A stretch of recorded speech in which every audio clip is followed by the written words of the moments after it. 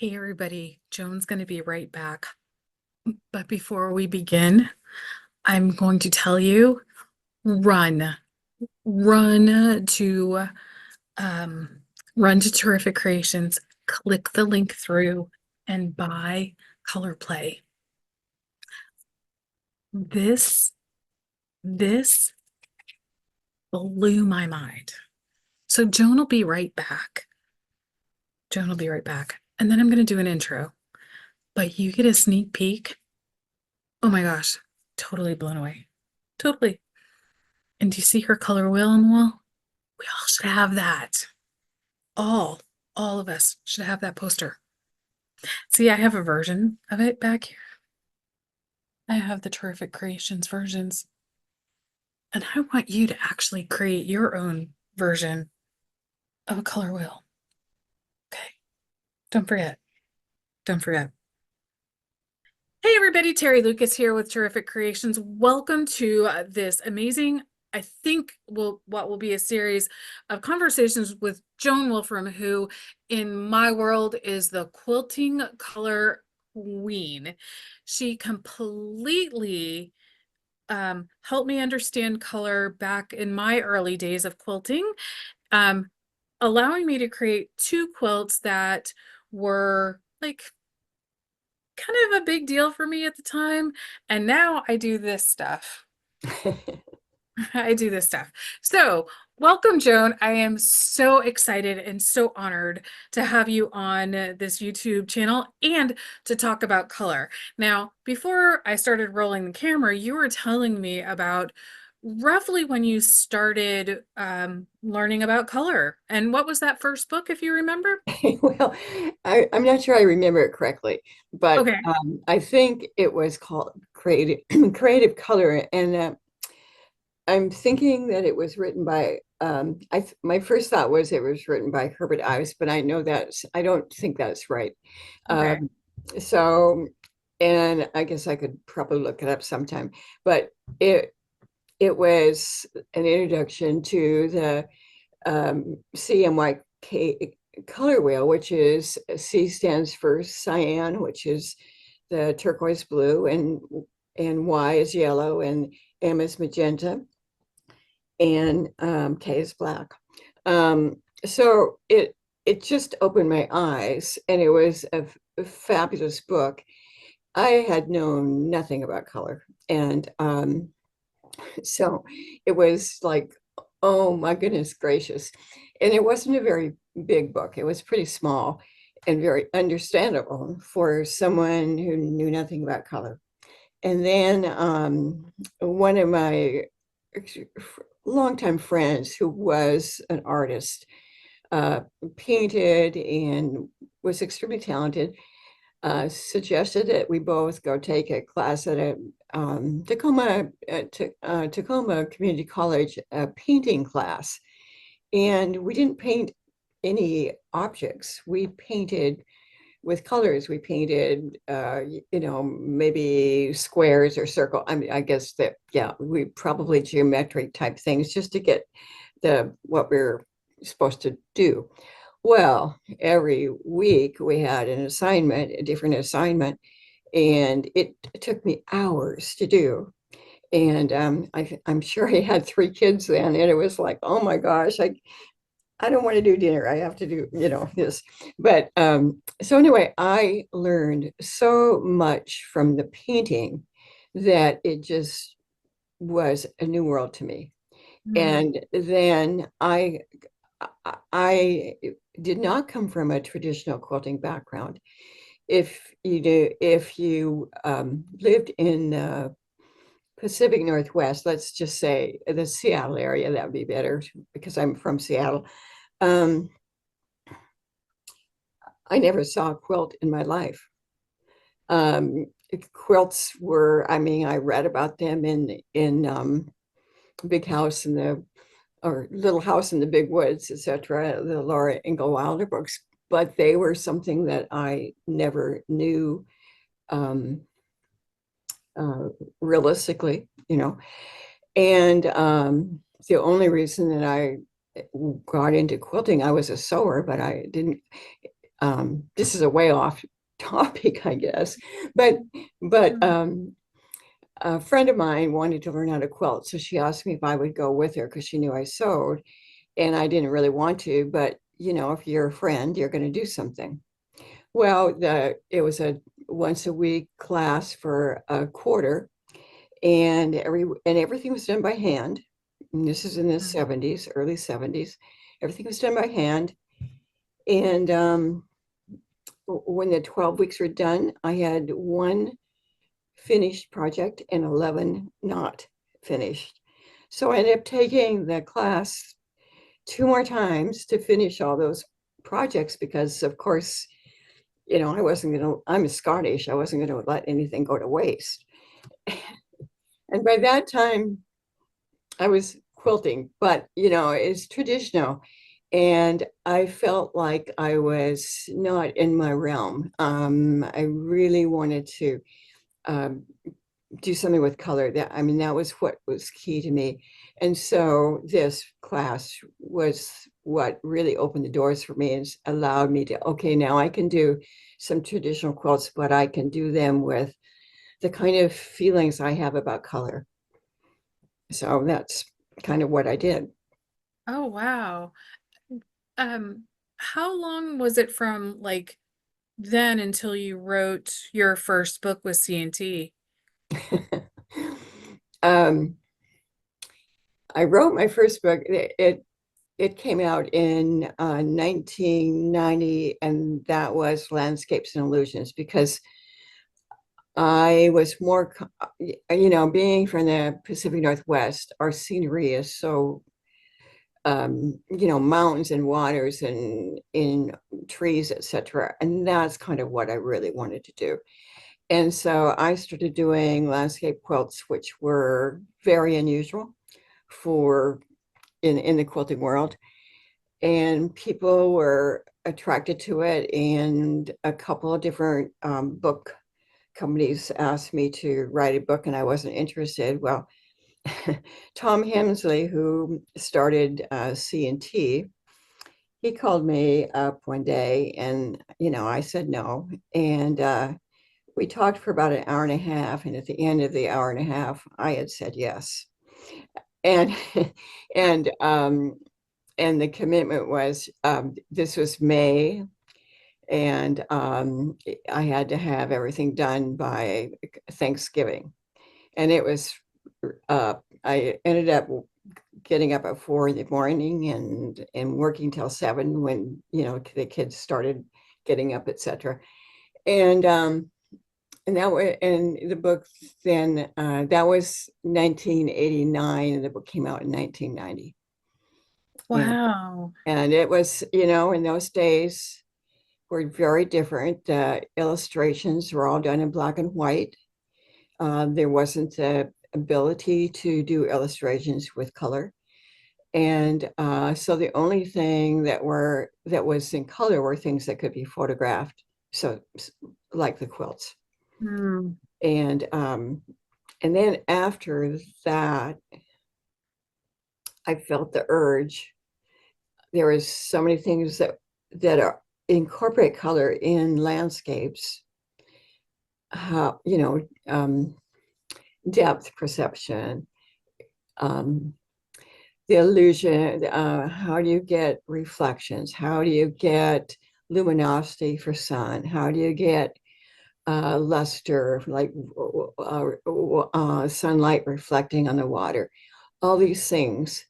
I tried to talk a little bit about it in the landscape book, but it wasn't really much because you're talking about a lot of other things too.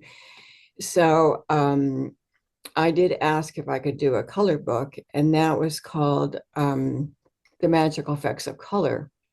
And Okay. again, it was a book that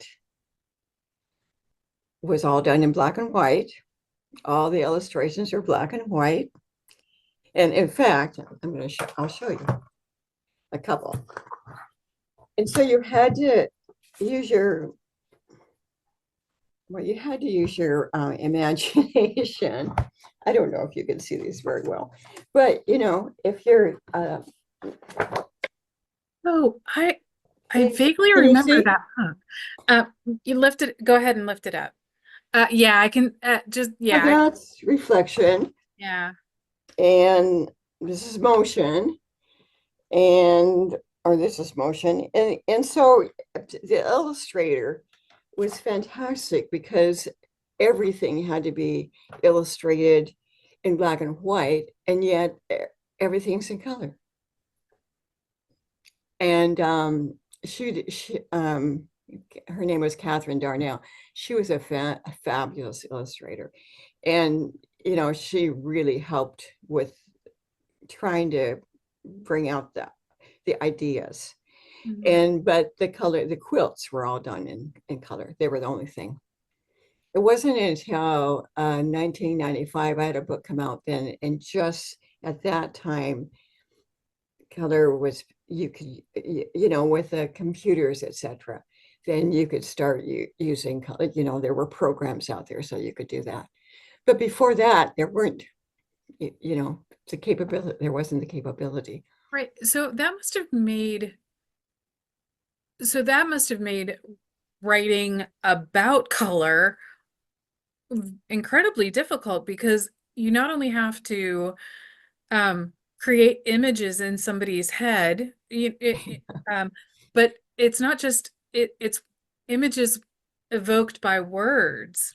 Exactly. Like for instance, daffodil evokes to us spring and Hmm. yellow. And so those are the things that you had to think about. Okay, what word will make everybody think of what I'm trying to think, what I'm trying to get Right. across. And then give it to her. And Catherine at that time was teaching a class she's from Michigan, and she was teaching a class in illustrating. And she said, this is all about color, but this is what I have to do. And so she basically was teaching her kids, exactly the problematic situation you have when you're trying to illustrate something that you have to visualize differently, Mhm. you know?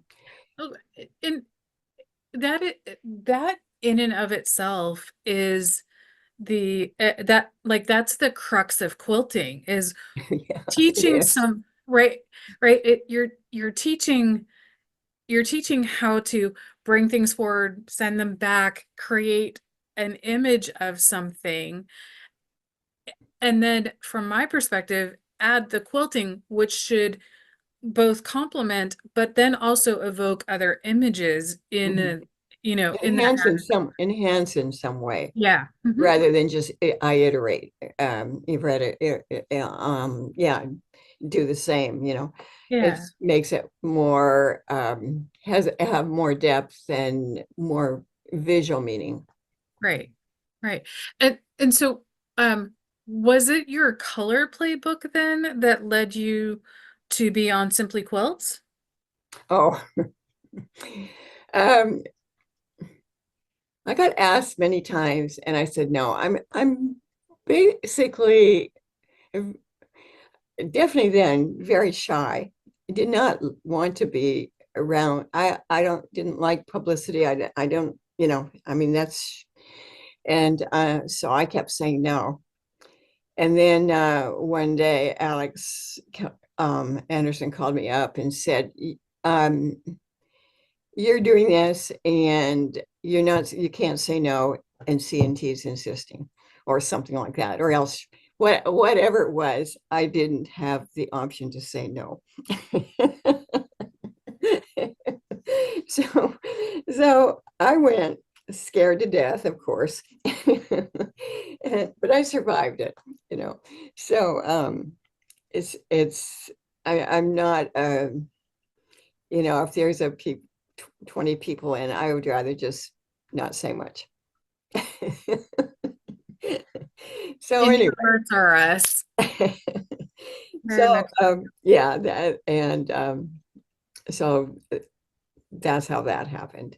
And then how I got connected into making a color wheel is that, of course, I had written this Magical Effects of Color book, Hmm.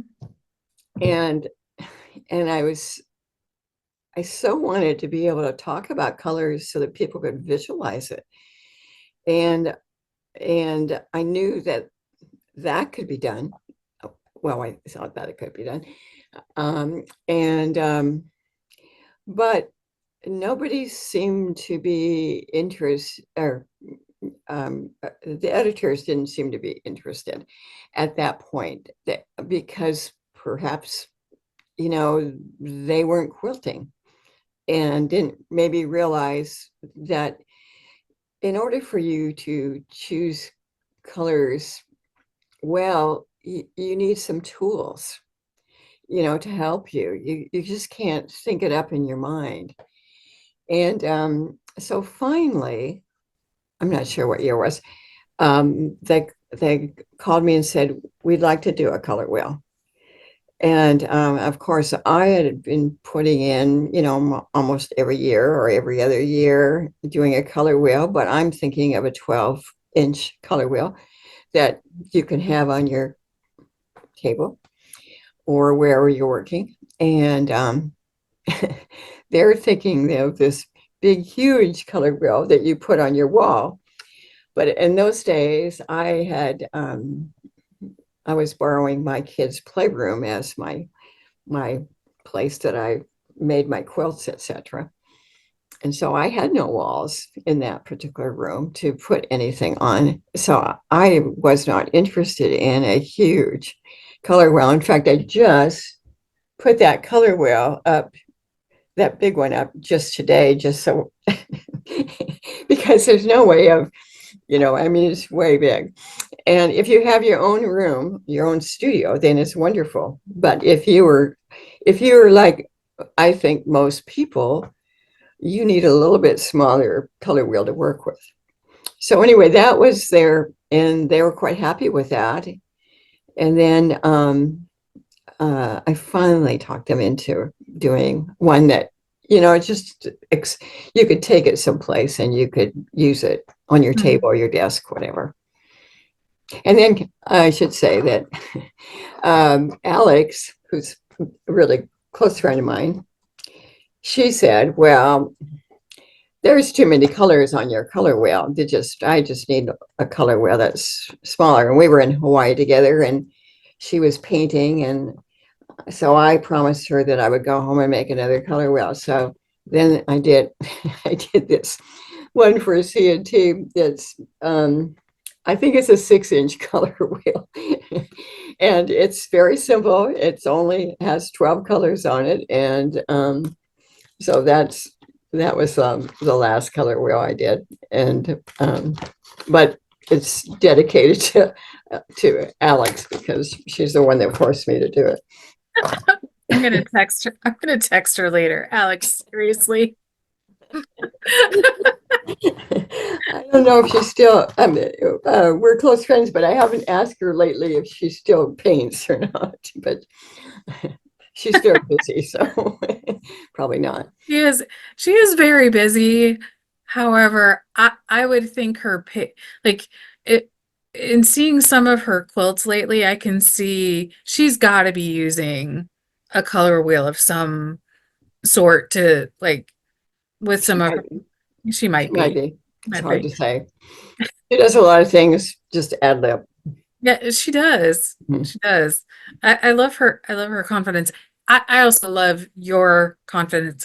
I, as I was pouring over, and this is part of the conversation before, as I was pouring over the book yesterday, I was completely amazed that, because from the time I was very little, it was always red, yellow, and blue, and as I'm reading, I'm going, she's right. If you combine red, yellow, and blue, you're going to get muddy colors, right? Mhm. They're going to be, and sometimes it's okay if you're going for like, you know, kind of a matte look in something. But if you Mhm. want bright, clear color, going for the CMYK color wheel really actually makes a whole lot more sense. And it was in that moment, I'm like, oh, mind blown. And I'm in part because like the things that you learn when you're little are not always exactly the right thing. I think that the reason that we all grew up with the color wheel yellow, blue, and red is because people didn't think that cyan, yellow, magenta, cyan, yellow, magenta. That's too hard for people to know. What's cyan, what's magenta, and so I think it was just and of course there are companies that have that color wheel, but it is not it's not a color wheel of light. It's Mhm. not it's not a true color wheel. And the sooner that I mean, and certainly the gal who was our instructor with the paint, I mean, she would not, I mean, that would be, you would not get a grade, a passing grade if you were doing a red, yellow, blue. So it basically, this is the scientific color wheel. Mhm. And as you say, the colors when they're made, they're beautiful. They're pure, as aren't the other ones. They make them look pure, but they're not. That's not authentic. Mhm. Some of the colors that you get in that are shown in that color wheel are not necessarily made by mixing color. Got, okay, that makes sense. Yeah, That really makes sense. I mean And you're yeah, you good. have to. I mean that's otherwise you wouldn't get those colors. Well, and the clarity in that was when the prisms came together, and instead of the colors joining, they started making other colors. Mhm. And that was like that makes the red, yellow, blue color wheel make far less sense than the cyan, magenta, yellow color wheel, partly because it partly because in the blending of the colors you get other clear colors, other pure colors, and so Mhm. you have a truer look at what something looks like. Yeah, yeah, yeah. So it- it's um it's a mindset. You have to end up if you're truly interested in color and developing it can be more than quilts, other things too. Then going with now what certainly what Herbert Ives knew then Mhm. and figured out, and what science shows us now, clearly with all the technical equipment that you can see, that this is CMYK is the color. Yeah, there, or I should say, magenta, yellow, and cyan or turquoise blue. Some people Mhm. don't like to use the word cyan. So, Words. So, you brought some slides today. Would you like to run through? sure, that sounds good. All right, there we go. First of all, I love the title, Let Your Quilts Sing with Color. Well, I just was looking for something in my thousands of photographs that kind of sang with color. And one summer I played with taking pictures of, I blow a bubble out there on my patio on the table, and then click my camera and hope that I would get something. and and this is one of the bubbles that I blew, and I was a kid in a candy store kind of thing with this. And so these are a lot of pure colors, which are the colors that are the clearest, that Mhm. come off the color wheel. And then there's other colors too that are, more muted. But it just shows, color dancing and singing in my mind.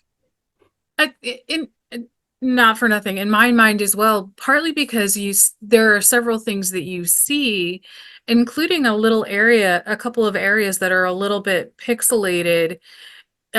showing like uh almost like a hexagon kind of area, but but it makes sense in the overall image. Um, Mhm. but also you see, like you do see the yellow, you see the cyan, you see the magenta in there, creating what we would normally see in a sunset, right? Mhm. We often call the sunsets red, but as I'm looking at this, I'm thinking, no, this is actually more on the magenta scale. Yeah, we don't see, I can't speak for every place in the world, but we do not see particularly reds. We do see magentas and you see purples and you might see orangey reds, Mhm. but rarely do you see a red. But you know what? Red, yeah, yeah, Yeah. you're right. So the next one is just again playing with color, accentuating, and kind of um, it's just a play day for me. So I just threw this in because this is one of the slides that I did, or one of the compositions that I did years ago. Is this from a photograph that you took, or Mhm. yeah? Yeah, and then I just played with it. And this is a 24-step color wheel with yellow at the top and violet at the bottom. And this is a color wheel that I think works. I mean, it's the Ives color wheel, and the in each color, like if you look at yellow, the big circle yellow, and then to the left side of that yellow, you'll see that it's kind of whitish, and then goes down and gets a little bit darker yellow till it hits that blackish ring, grayish ring. Those are what we call tints. Those are colors that you take the pure yellow and you add white to it, or you add actually, that's not correct really. You add the yellow to white, or excuse me, yeah, you add the yellow to white, and eventually you get to the yellow.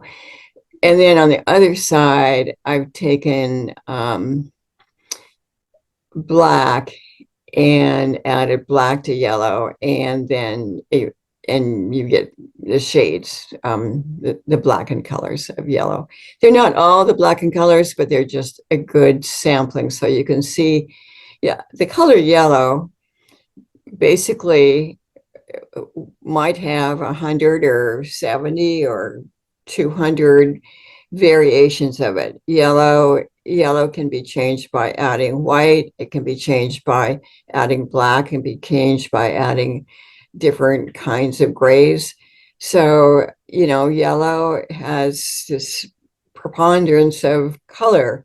And so rather than just thinking yellow is only one color, I wanted to make sure that you could see every color uh, slightly whitened and blackened, and so that you at least get a feeling of what the colors are that belong to the family of red or green or yellow, etc.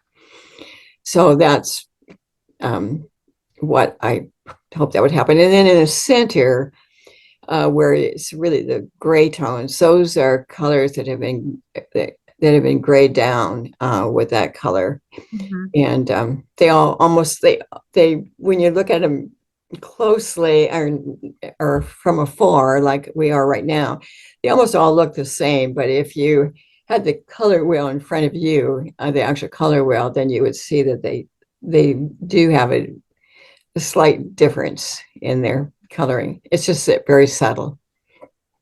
It, I have the color wheel right in front of me, and it is incredibly subtle.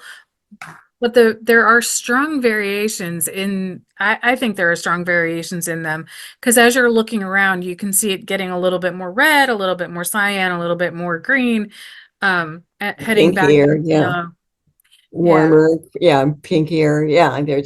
They're subtle. Mhm. It's hard when you're working with gray and tans, etc., to know exactly where it's coming from, unless you actually have a color wheel or a color tool that helps you a little bit. Well, one of the things that so I worked in two different quilt shops for on and off for like 4 or 5 years. Um and one of the things that was a struggle for both shop owners and customers was getting the right brown. And that was defined like that was different for almost every person. Mhm. But this actually explains why, because sometimes you want your brown to go more into the blue. Sometimes you want it to be a little bit more in the magenta. Like you want it to have a slightly different tone depending on what you're working with. So, like your whole brown section could be an entire wall in a quilt shop. Yeah, well, that and the same way with grays. Exactly. Mhm. Yeah, Exactly. because they come from a gray comes from, or even paint chips. You can see that with your paint chips, when you're going to paint your house or your walls of your house. And so just that subtle, that grayness can be in any color. It just depends. And how much gray makes a difference. Um, but the problem with fabric is it's static. You can't change it. So you have to end up buying it. And,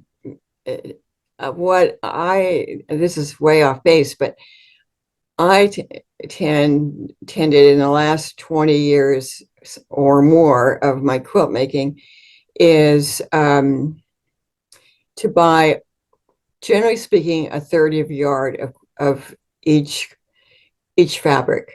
Sometimes if I really, really, really, really loved it, I'd buy a half a yard. But generally speaking, a third of a yard, that allowed me to buy several different colors or several different types of the fabrics of those certain colors I'm working for. Because if you have just a little bit of variation in your colors, it gives you this vibration and you can do more with it. Where if you're buying a yard of fabric, unless it's your focus fabric for your quilt, that's a lot of fabric to use. And you're going to have much more intriguing quilt if you actually break that down, and instead of having one fabric do all the work, have 4 fabrics or 8 fabrics or 12 fabrics do the work for you. That makes actually great sense. And it also gives quilters an idea of like if they want to try doing a landscape quilt or just try varying the color in a traditional quilt, that gives them enough room to be able to do that. Yeah. Third of because the third of a yard, that's 12 inches. You can ostensibly get an 11-inch block out of that. Um, and but you can create this dynamic shading in there that will give you a really fun and engaging look. It helps your eye not just have one focus, but it to go over the surface of the quilt because there's like your first image, there's always something interesting to look at then. Yeah. Yeah. I agree. Now the next slide I put in oh yeah, I was thinking Did of I different. miss a slide? No, you didn't. Okay. It's coming after, I think. Okay. Um, so this is just a good illustration of what we're talking about. Magenta and yellow Hmm. and cyan, or in the Liquitex paint, they call cyan brilliant blue. I mean, or that's the closest you can get to cyan if you're painting. Okay. So to create the color wheel, or to paint it, I would take yellow, Hmm. and then I would, if I want to do the green side, I would take yellow and the cyan, the brilliant blue, and I would uh, take the yellow and mix it with less than a drop of cyan blue, just hardly anything on it. And that would give me a chartreuse. If I had a little bit, then I mix it a little bit more, and that chartreuse would be a little bit more chartreusey than yellow. And I would maybe in that maybe I would have between yellow and yellow green, I might end up having 10 or 15 colors, different hues of what we would call chartreuse. And so then I'd work my way, and eventually I'd get into yellow green and etc. And then once pretty soon the yellow disappears, and you're or almost disappears, and you're into aqua blue, and then you've got cyan. And so to paint each part of the color wheel, you're basically, for instance, magenta, the red side, you would take magenta and dip it into the yellow, and the more magenta you put in the yellow, the more the colors become individualized. Orange, red, red, blue, red, etc. And then down at the bottom of the color wheel, to get those colors, it's a little trickier. You end up to get the colors that go from the bottom colors that go from turquoise to cyan to violet. You take magenta and you put it into cyan or turquoise blue, and you keep adding that, and you eventually get violet.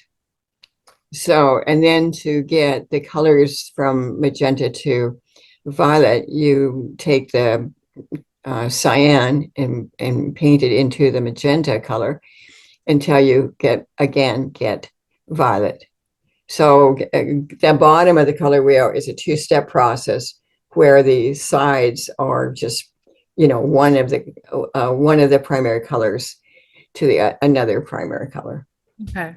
And so at the bottom, you see are the colors that I painted for a painted color wheel that you don't see here. But so, and then the next slide, that you can see more clearly at the bottom, those are all the colors that I painted to make the color wheel. Now That's clearly more than a 24 step. So yes, that gives that clarity that it's a much broader range than yes, yes. So every color that you see, let's say fabric wise, every color that you see in fabric is based on one of these colors that's been mixed. But I could mix even more. I mean, it just depends if I have one day to do it or 2 days. I suspect even 3 or 4 would yield further results. When I used to do a 5-day color class for guilds, we would spend 2 days making the color wheel, and and um, and different people did, they would break up into 3 people and do one section of the color wheel, which were, and then share, and I used, if anybody wants to do it, I always used 3x5 cards, and then just painted the whole entire card so that you have enough to cut and paste, etc. Whatever, however big you're going to make your color wheel. But yeah, it's tedious. You don't want to do it all in one day, because after a while your brain is done. You know how that goes. Yeah, yes, I do. Yeah. Sometimes when I'm quilting, I just have to stop because there's a lot going on in there. Yeah. And then the last, oh, this, I really wanted to put this in because the color tool was an accident. I had intended to, when I wrote the color playbook, this book, I had intended that I had purposely, let's see here. Here, I'm going to stop share for just a second so you can show the book. Okay. I had purposely, I don't know if you can see it or not, but I purposely done every color, taken every color on the color wheel, and then I had done a scale of going for instance the tints going from white to the pure color, and then the shades going from the green to the black, and then I did the tones, etc. And I thought, oh, this will be easy for people to then see that there's what all the colors are that are in green or that are in yellow or whatever, and so that they could better figure out um, what colors to buy for their quilts. Well, Right. that didn't work out at all. As far as I was concerned, I was really disappointed. And I had been painting all summer long, these darn chips. And I mean, to have dinner every night was really difficult. And because I have to put my painting stuff away. And so I got the idea that maybe I could put all these together in some sort of fashion, and so that people could actually see it. And it ended up being the color tool that you can go back to now if you want to. Yep. Open up. There we go. Okay, so then what I have done is on the left side of the green, I just used green for this. On the left side of the green is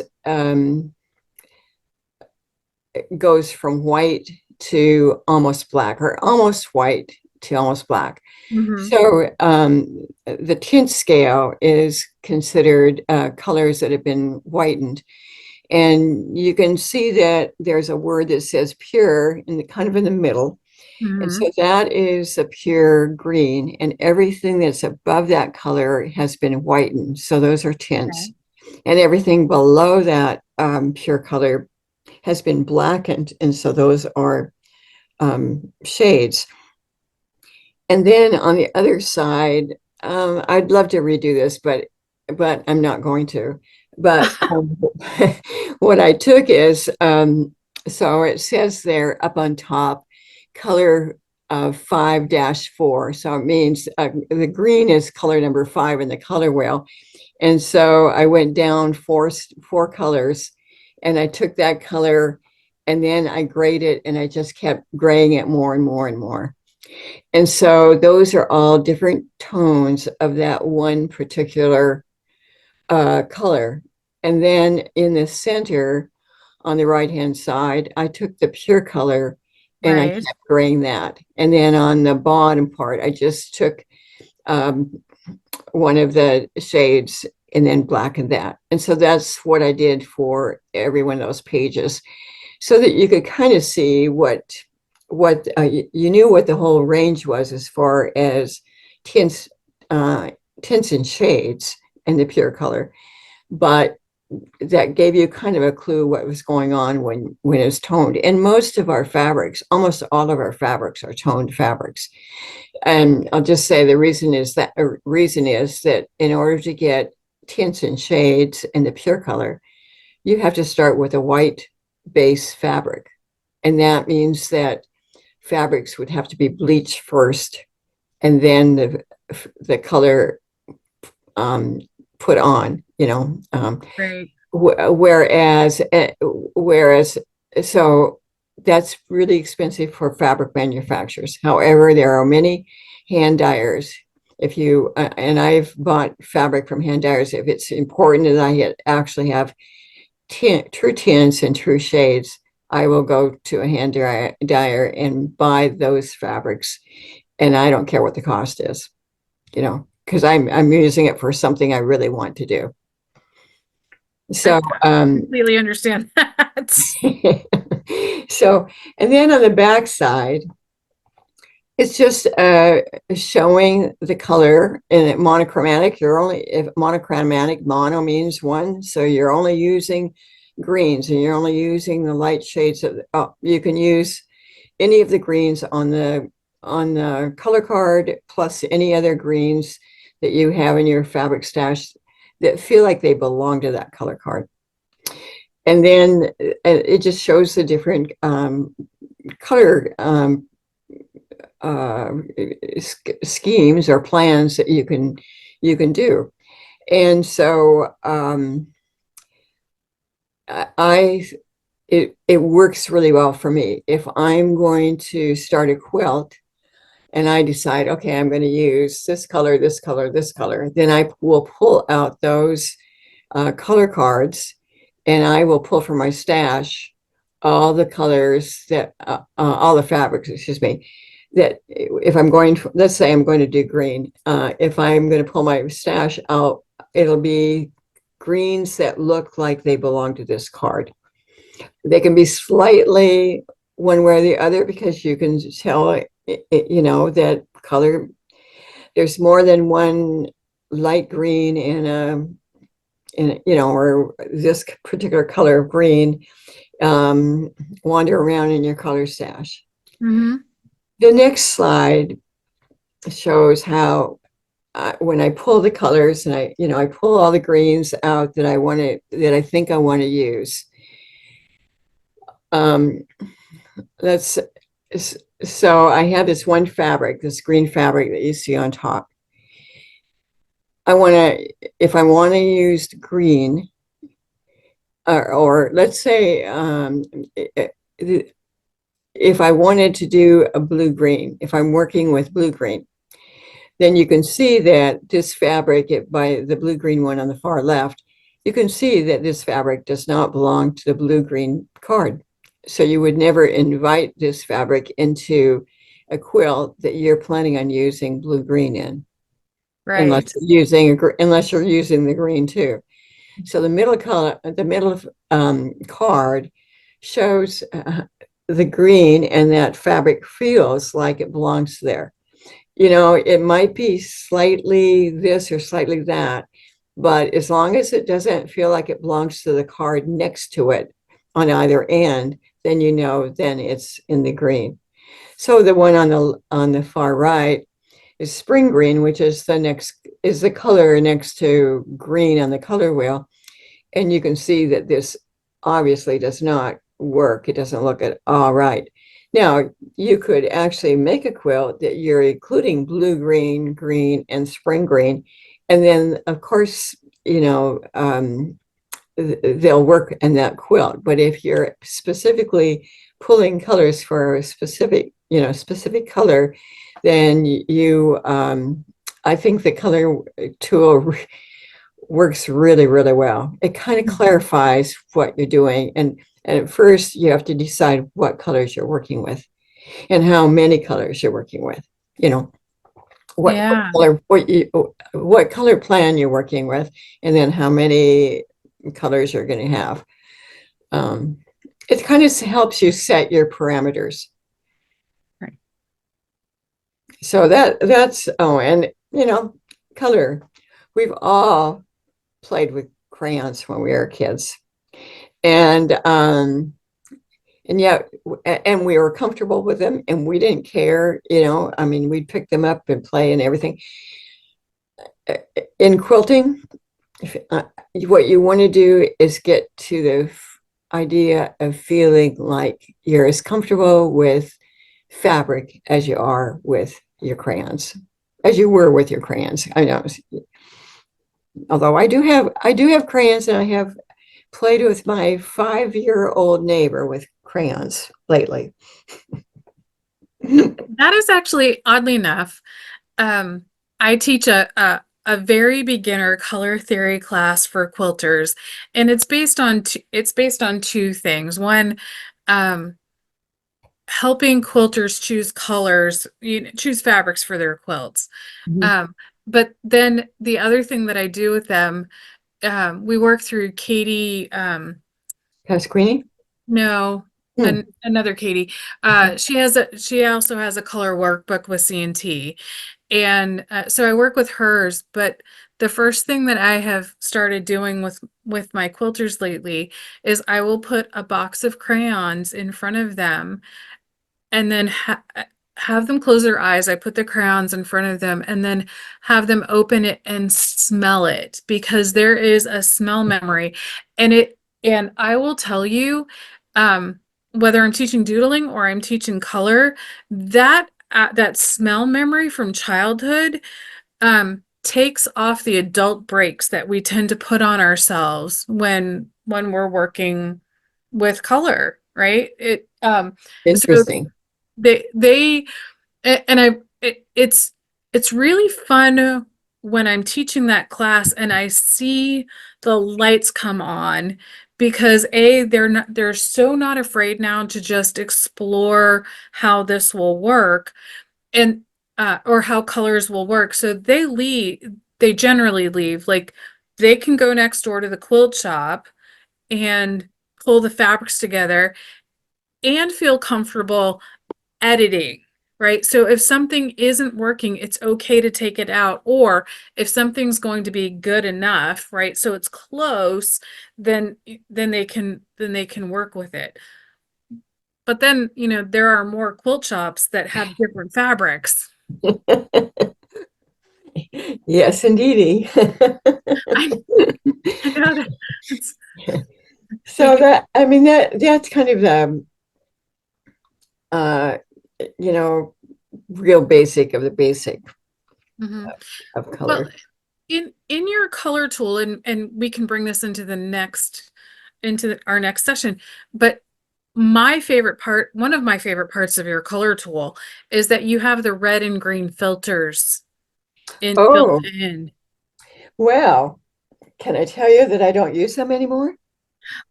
I suspect at some point we become comfortable making Oh, decisions on our own. no, no, no, no. That's not the reason. Oh, okay. Do tell.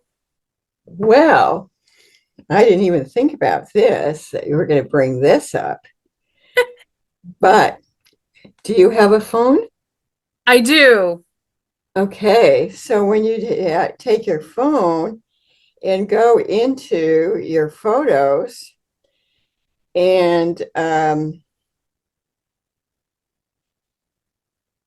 you let's see, and you go in your photos, and then once you do a photo, then you get to edit it, right?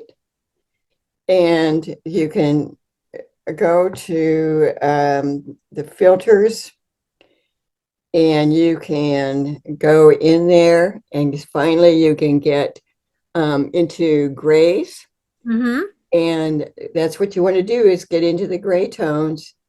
And tell me, do you think that picture has enough, I don't value change? From here, I No, would say not quite. no, it doesn't. And so if this was going to be fabric and a quilt, I can see right away that it's not working. Right. And so I can do that with my fabric. It can be just pulling the fabric and taking, in fact, I probably have a slide of doing that, taking the fabric and taking a picture, and I can see immediately, the fabric that I absolutely need. Oftentimes the fabric I need to change is either too dark, too light, or too much the same of something that causes the design not to work. So it's much more efficient, Mhm. and everybody has one. They just have to actually uh, it's something new, never done before. Probably, many people have never gone in there before to get their filter, and you have to go all the way to the black and whites, Mhm. and that works. So on your next little play with your people in your class, you can have them do that. I think I actually will. I also use most of what I do with color is this stuff, right? Mhm. Uh, I essentially I use thread like most people use paint. And I wouldn't call it thread painting, but like I use it in that kind of way. And so some I could use this with my phone, but I also like there's a tactile sense of looking through the filter to see what's working and what's not working Mhm. for me. It partly I like doing with the filters partly because it is that tactile sense and quilters are touchy-feely. Um, Mhm. and I want to give them like if you've got this whole tool, at least know how to use it. So if Yes. you're in a shop and you weirdly did not bring your phone with you in there, I'm like, I don't know when that would ever happen in these days. People take them to bed with it. What do you mean? Well, and there are people who can use the value tools really easily, and then there's other people who have problems with it. It might be visual. It might be something you do with if they wear glasses, and so those are issues that I know when I was teaching that those issues would come up. So whatever works best for people, they should use it. It Mhm. doesn't. There's not one way that's the only right way. No, it's as a quilt mate, like even just watching how things have changed over Mhm. from the time that I started quilting, you started quilting probably about 15 or 20 years before I did. But even in that time frame, like what tools that we have, how many amazing authors have written about color, giving us not only more tools, but different ways of looking at them so that we can incorporate them, incorporate color well Mhm. into, and, and, and, and I love this about a lot of a lot of my teachers, that making mistakes is okay. Like Mhm. that is, It's how you learn. It's how you right. learn. Yeah. Um, well, when I started quilting, actually quilting, with no knowledge of color at all, that was probably around 1973, 74. And our templates were cardboard. There's no such thing as plastic templates. And working with cutting out accurately cardboard was Hmm. difficult.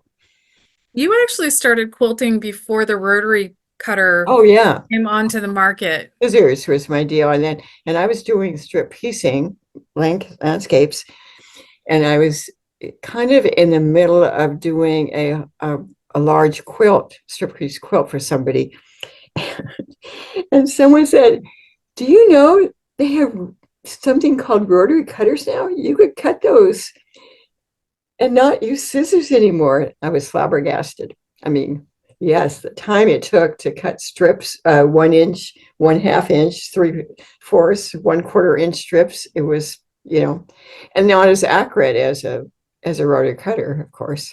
You were cutting 1/4 inch strips. Mhm. Yeah, it was. I'm glad I'm not doing that anymore.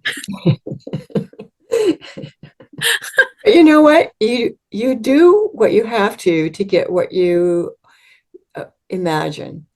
And it takes time. That's why it took so long for a lot of quilts to be done in those days.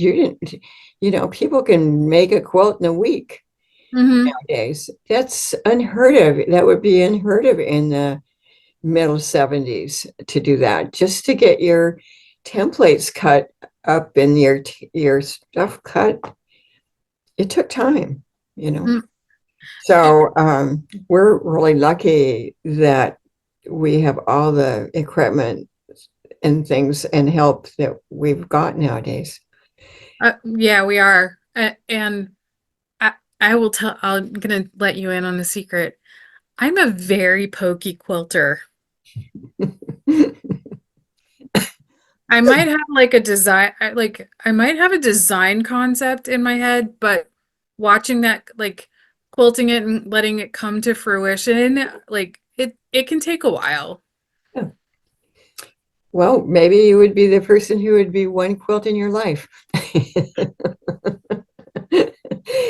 I don't know, but it's good to have this is um 50 years since, and we've come a long ways in 50 years. Hmm. Yeah, I know this because my one of my children just turned 50, and now and I was quilting, if you would call it that, when he was born. So yeah. So you just didn't have you had the scissors hmm and you had a ruler. hmm Yeah. And a And you pencil. had needles and whatever thread was available on the market. And you basically did everything by hand. Hmm. So side question, do you machine quilt? I have machine quilted. Hmm. I I only do it, I only did it on my Bernina. And I've done the largest one I've done a couple of them, were king size bed quilts. And they were um, difficult. And I swore in the last one I would never do it again, and I haven't.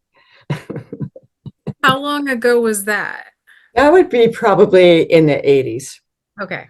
Yeah. Yeah. Oh, so you would have had a Bernina like 830, No, 930. I have a Bernina that I bought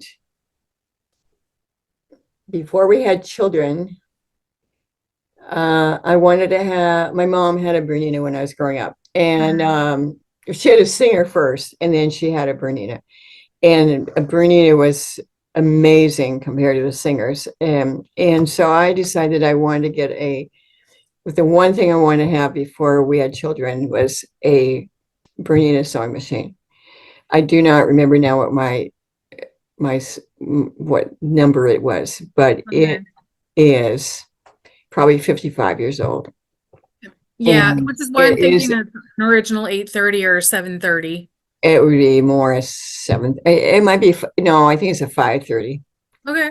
Yeah, I think it's 530 now that you threw those in there. Yeah, it's a 530. It's not a 430.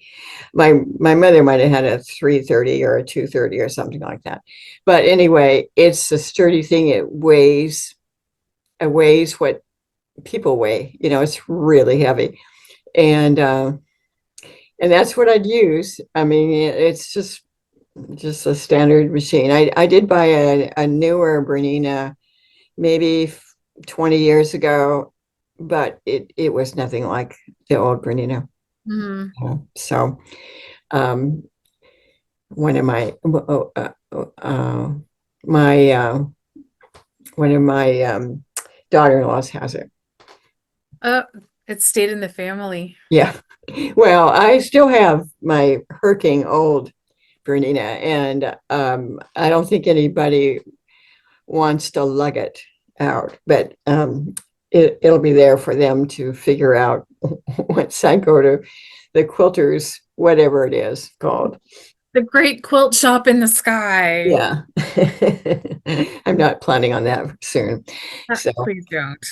anyway, I can't think of anything else to say about um, the color tool or the color wheel, or I think we've probably covered this pretty well.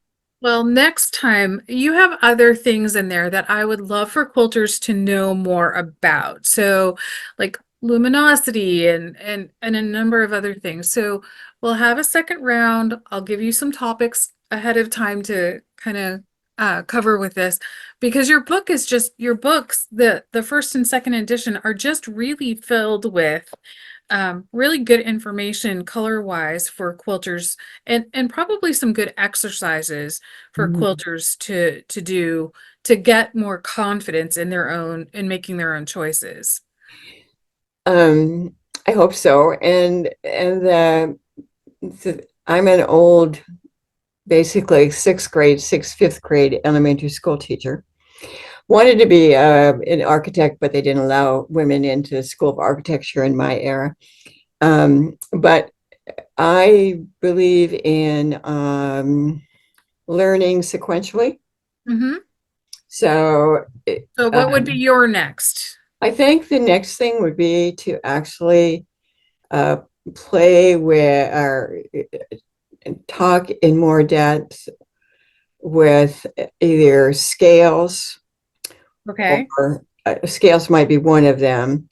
I'll think about it. Okay. Yeah. And that sounds like ho hum, but Mm-mm. it isn't ho hum, There's so much to everything. So thank you for inviting me to do this. Oh, I'm Um, excited. and it's been nice to share. Thank Thank you. you so much. Okay, well, thank you so much, Teri. You're welcome. And You, you I still love your book. thank you. That has actually been one of the sweetest compliments I have ever gotten on the Oh, book. thank you. Okay, I'll talk to you later. All right, thanks. Bye-bye. Bye. Thank you, everybody, for joining us on this edition of Color Play with Joan Wolfrom. I am so excited to bring her to you, and I am looking forward to our next session, which should be in a couple of weeks. Have a great day. Bye.